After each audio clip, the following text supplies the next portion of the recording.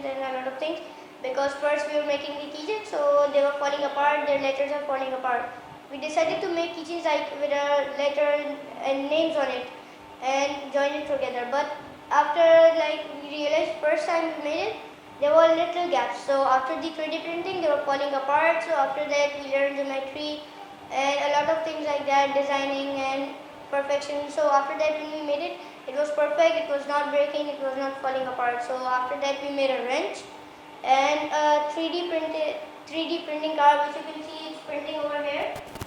This printing a 3D car, and this is what I made. And it is printing right now, and this is its code. We use the app Tinkercad to program these cars and everything that our teacher told us. First, we were given a task to find it ourselves, but we find a lot of apps, but they were not like that perfect, and it was hard to make on it.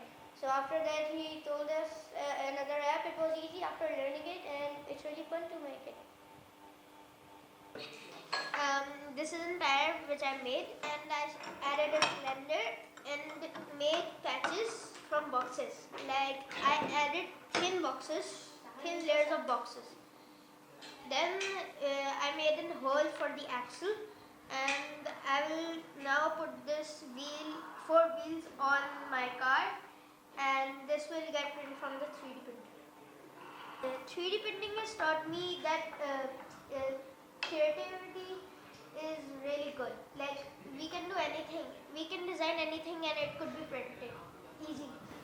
I have made my car and I made a wrench, and I've got a design of a house, but a keychain, but I didn't